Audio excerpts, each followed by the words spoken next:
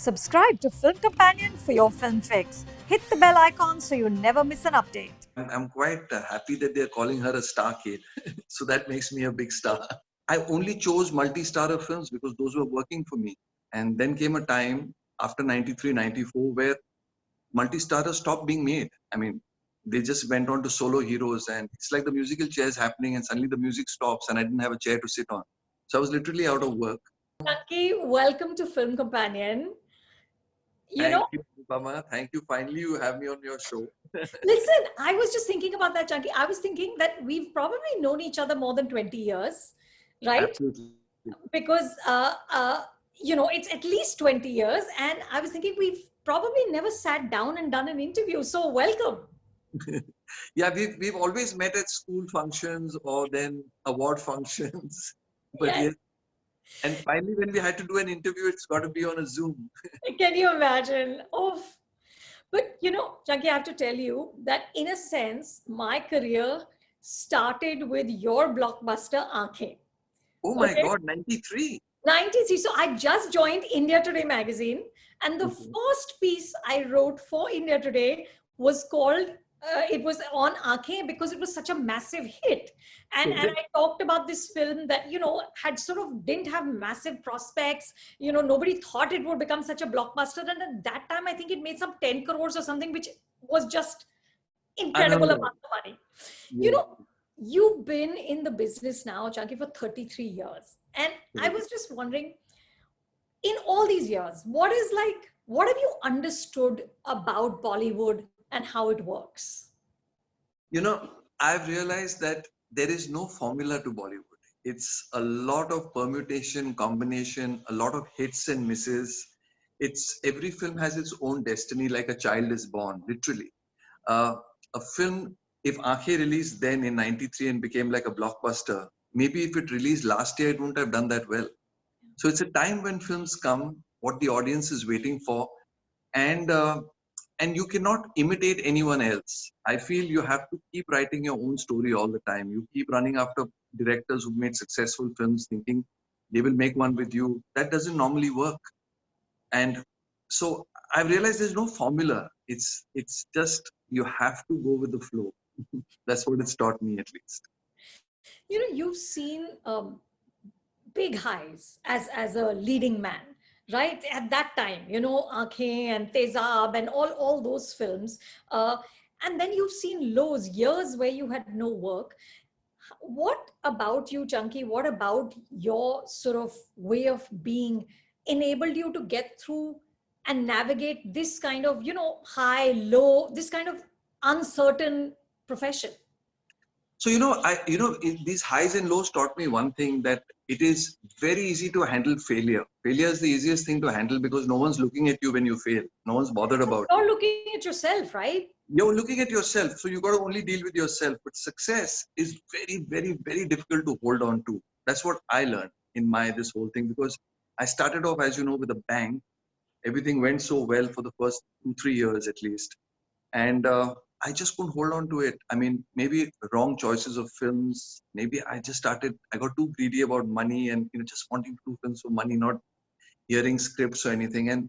And I only chose multi-starrer films because those were working for me.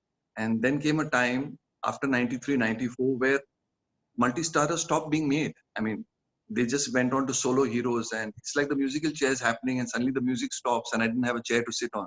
So I was literally out of work, where I went off to Bangladesh and worked there for a few years, but finally came back to Bollywood. And coming back was more difficult because I had to again go to people's offices and ask them for work and convince them that I'm not going anywhere, I'm going to be around here.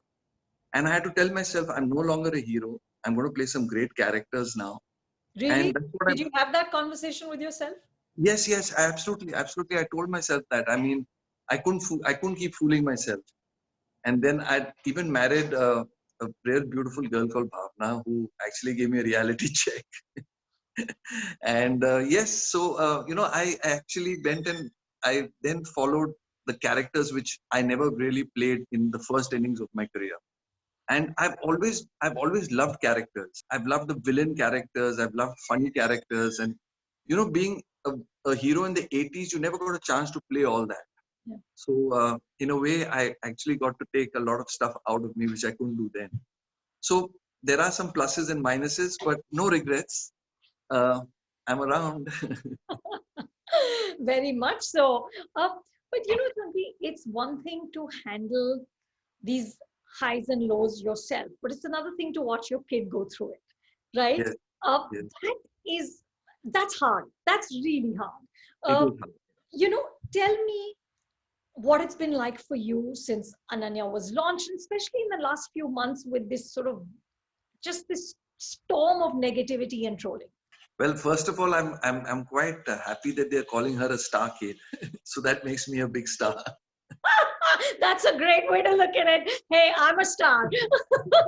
I'm seeing the positive sides to it. But I keep telling her, you know exactly how you got here. Because Ananya was, I always wanted Ananya to be a doctor. I thought because both my parents were doctors, I couldn't become one. I tried very, very hard, but I couldn't become one. Ananya was always very good in studies, and I thought maybe she'll become a doctor. But at the age of 14, she told us, 15, Dad, I want to get into movies. So I said, okay, you finish your graduation and you can. And I said, you must train for it. So, between school, she would train for it and whatever little she could do. And then came along the film Student of the Year. Now she was all set to go, and she had got into a college in Los Angeles, in California. And she was all set to go, and she went an audition for this film before she left, and she was told she was going to be doing it. She did a couple of auditions. Then there was that big thing that I mean, is she going to go there and finish her education and come back, or does she want to do the film? That was a big question. It was being asked to us more than her, being parents. And I just asked her, what do you want to do? And she says, no, Dad, I really want to do this film. So I said, okay, then it's your responsibility from here onwards. You're young, you're so young, you're just 18. Uh, you have to give it your best, and let's hold on to your admission, because if things go bad, maybe you can go back and finish your study. She said, yeah. So she wrote to the dean and she kept her seat. And I think things went quite okay after that. She got a couple of more films, and somewhere I felt that she did get accepted by the audience with her performance and other things. But there have always, I like every career of everyone, there are highs and lows, and she's been through that. And I'm only there as a father to guide. As a father, I can emotionally support her. Career-wise, I've left all decisions to her, because she's a different entity. I'm a different entity, and she will make a few mistakes, but she'll learn from it. So I know it's a very young age, and she still has a long way to go. But I really don't push her too much on the career front. I let her make her own decisions. But Chunky, even as an advisor, would you like let's say the one thing that she really got a lot of flack was the statement when she said that you never got to go on coffee with Karan, right? now, now would you sit with her and explain to her why that might have come off as being entitled or might have sounded wrong, or would you just say that okay, Ananya, you did this, but these are your mistakes to make, and you will have to make them and learn from them? Yeah, so I mean, basically, I think I am to blame for that statement, because I actually confused her. One day we were having this conversation, and I was just telling her it's so strange that people are saying you got this film because of me. But me, myself, I've never worked in a Dharma production. I've never been on Karan's show. So obviously, it's not because of me you got the film. You got the film because of maybe what you are, what you look like, what you're capable of doing. So that's what she was trying to say, and it came out in a different way. Maybe Sure. she didn't complete it, Right. the whole sentence, and it went. But then, that is social media. I mean, it's got its great advantages, and it's got these little disadvantages too.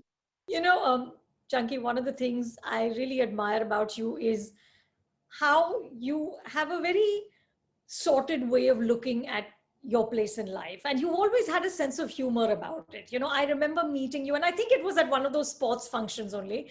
And you hadn't been in a movie for a while, and I said to you, well, what are you doing these days? And you said, you don't know, I'm very big in Bangladesh. you know and of course it was the truth. You were very big in Bangladesh, but you were also poking fun at yourself. You were also sort of having a laugh because it sounded so funny that I'm very big in Bangladesh.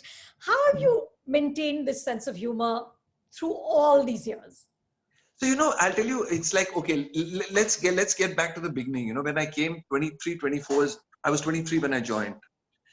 I had that young, those hormones going crazy, and I wanted to do everything and be everywhere. I wanted to win all the awards and everything, not won a single award till now. But so I'll tell you about this first award which I was nominated for. I was nominated for the film fair, and I was shooting in Goa, and I was so confident. It was for Teza. I was so confident I'm going to win this award that I actually left the shooting and I flew down to Bombay and came for that award function. And I'd convinced myself I've won the award. In fact, when they announced actor in a best supporting role, I actually got up and started walking towards the stage. Oh I was no. so super confident of myself. And it went to Anupam Kher for a film called Vijay. I never got it. I was nominated for Teza. And I kept walking. I walked to the toilet and then I left the award function and I just went home. That's You know? heartbreaking. Yeah, and I went back to Goa and then everyone laughed at me like, you asked, you went to collect an award and you never got it. And it really disturbed me. And, for 3-4 years, I just didn't go to any award function. It had upset. But then I realized in some time that, what am I doing? I mean, am I trying to win some medal or a trophy? I think the biggest achievement for an actor is when his film is successful at the box office, and he gets 1,000 years in his life. Birthday pe they say na jiyo hazaro saal. A hit film does that to an actor. So then maturity made me understand that it's not about these medals and trophies. It's about these award functions happen because they're celebrations. We are celebrating the success, and I started attending award functions. In fact, people used to make jokes at me at award functions and laugh and stuff like that. But like that's all in a spirit. And I just felt you should participate and enjoy other people's success. It's very important because somewhere when I was young, I wanted only my films to do well and no one else's films. But when you start looking at a broader picture and enjoying everyone else's success and live like a family, I think that makes you a happier person from inside. And that's the only thing that's really kept me going. Just being happy for other people also, yeah. That's amazing because there are not too many people in this business who are happy for other people.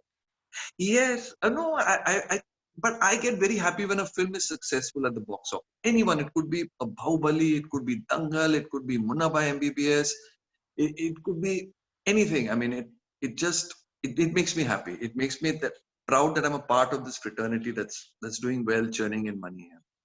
That's amazing because, there's one of those sayings of showbiz is it's not enough that I succeed, you must fail.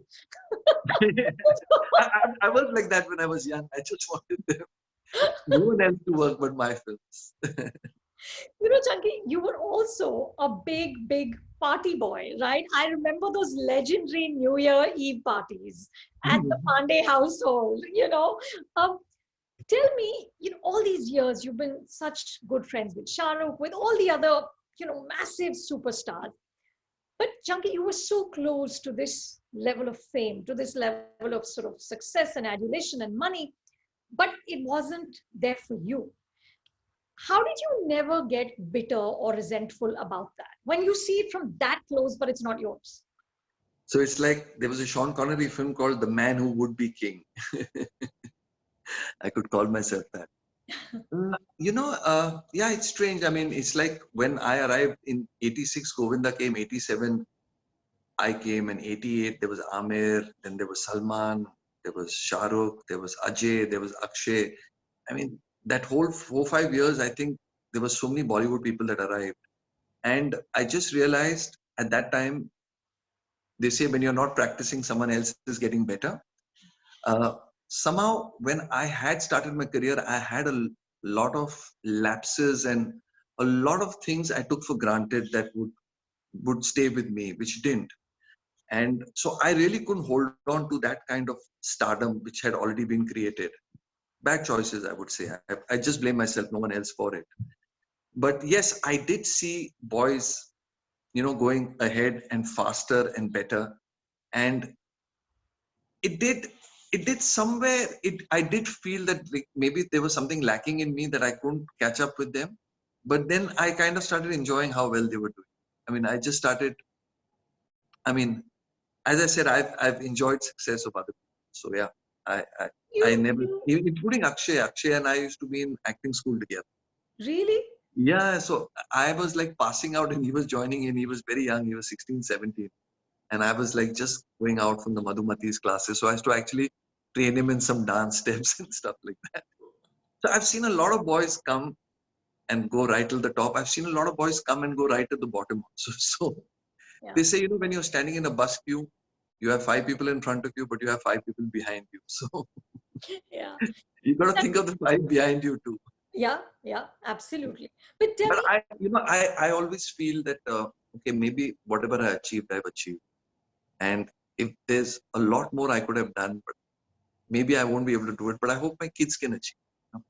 I I was mean, going to ask that. I was going to say, yeah. do you share these learnings, these regrets, if there are any, with Ananya? Do you tell her that this is what I did, but maybe this is not what you should do? As a father, I can advise her, but career-wise, I normally Sure, don't as get a into it. father, just As as a a father, yes, because you know the industry, even though it's new now and it has a different set of rules as such as to games have become bigger. There are multiplexes now. There's OTT and there are big numbers coming in now.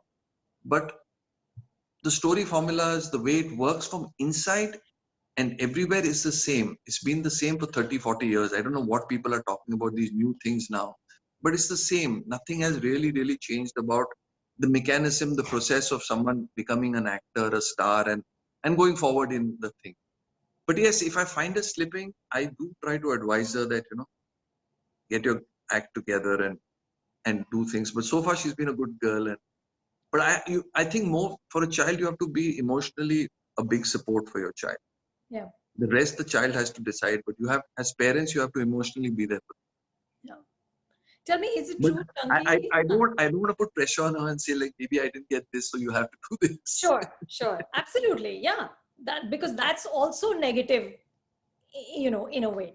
Yeah, You I was don't so want. excited. I was so excited when she won the Filmfare Award, even though it was for a newcomer. I mean, for the best new face. I mean, the newcomer in the industry, because that was something that eluded me for a very long time. I've never really won one, and I've always, as a kid, wanted to win one. But I guess that excitement of her winning it was much more than me winning it if I'd ever won it. So, for your child, you feel that. Yeah, absolutely. Is it true, Chunky, that you got your first role in the bathroom of the Holiday Inn hotel because you were just gone in and you were completely drunk, and Mr. Pelaj Nilani just happened to be in the bathroom and offered you a film? Is this story true? It's absolutely true. This is the Holiday Inn hotel, and I couldn't open my, pajama ka nada. I was stuck, and I was shouting at people, please help. And Pelaji was there, and he actually opened it for me. And that's how we got into this conversation. And that time there was no social media. You didn't know what a producer looked like. I'd heard his name, I knew how big he was, but I'd not seen his face, so I didn't know who he was. We had this conversation, and he actually told me that, what do you do? I said, I'm modeling, I want to get into movies. He says, I make movies, my name is Pelaj Nilani. I nearly fainted. And then he says, you got an interesting face, why don't you come and meet me tomorrow and I may take you in a film. As simple as that. Now, for 3 years, I've been trying to get into movies. I've been struggling, going to offices, auditioning, doing everything possible, being rejected from here, there. And suddenly it all happens in a toilet of a hotel. So that's what I keep telling. And I tell my daughter that, like, see, do not underestimate or overestimate anything. Just go with the flow. You never know what works for you, when, where, and how. And just be Correct. nice to people, period. I mean, just be nice. Yeah, yeah. No, that's a good thing to live by. Just be nice. Tell me, Chunky, what do you miss about those crazy 90s? The 90s, oh, I miss the films, the 90s films, the 80s and 90s. What films, 70s, 80s, 90s, right from the Amitabh Bachchan period to, then all the actors coming through and all the action, the drama, the masala. Oh, I miss it. I miss it. In fact, nowadays I watch a lot of these Telugu films because Telugu films still have all that masala in it. Because I've grown up in that era and I really love those films. And normally those films, whenever they're made again, they always really work because that Yeah, is our emotion as Indians. yeah. And I'm an audience first, an actor second. But tell me, do you miss anything about the industry, about how crazy it was? Because I remember it like being like the wild, wild west. So, like nothing has really changed, but it was, you could get away with murder because there was no mobile phones, no cameras. Right. Even if you slipped up and you got caught, you could go and call up an editor of a magazine and say, "Yeah, please don't write this and all." Now, though, you have cameras and you're on the news channels and everything. So that's the only thing. We had privacy in a way, but that's about it. Otherwise, there was journalism. There was crazy journalism. You know that. I mean, it was so bad that sometimes the actors would go and beat up Yes, journalists. of course, of course. Yeah, you heard of these incidents. Yeah. So yeah, but so barring that, I think the equations are all the same. I don't see much. Of course. Then we did like 3, 4 shifts a day. So someone was asking me last year, how come you played a villain and you played a comedian at the same time? Like Sahu, you were the villain, and Houseful 4, I mean, you were a comedian. And I said it was very easy because in our days we did like three shifts, and Yeah. one shift you were one character, and one shift you were another character. Speaking of villain, Chunky, you are of course known for making people laugh, but I think people haven't appreciated enough how good you are at villainy. I thought you were really effective in Begum Jaan. Thank Um, you. that character was truly scary. And now you're of course in your streaming show, Abhay, too. You're also playing some sort of a criminal mastermind. Tell me, do you relish playing these awful people? Is it enjoyable? Is it fun? Ooh. So, right from a kid, I've always wanted Joker to beat up Batman. I've always wanted Gabbar Singh to be the hero of Sholay. I've always loved villains secretly. Maybe it's the dark element in me. And I've always wanted to play villains. In fact, I was so excited when Shah Rukh did do Bazigar and Dar. It was such a breakaway for what heroes were doing. But I finally got a chance very late in my career to play the villain. And I don't know. I think uh, the most important thing about being a villain is you need your director to love you. He needs to love that character. Otherwise, he'll concentrate more on the hero. But if like you look at, I mean, any of the films where the villain has really stood out, it's been the director has been in love with that character. Yeah. So he gives them that little extra kind of thing, to make it go. And I've been lucky. I've been getting these villain roles, and I've been enjoying them. And what's next, Jackie? What are you doing, in the next couple of years? Well, I've got a couple of web shows. Web is the new thing, OTT Yeah. platform. So I've been offered a couple of them. I've signed on 2 of them.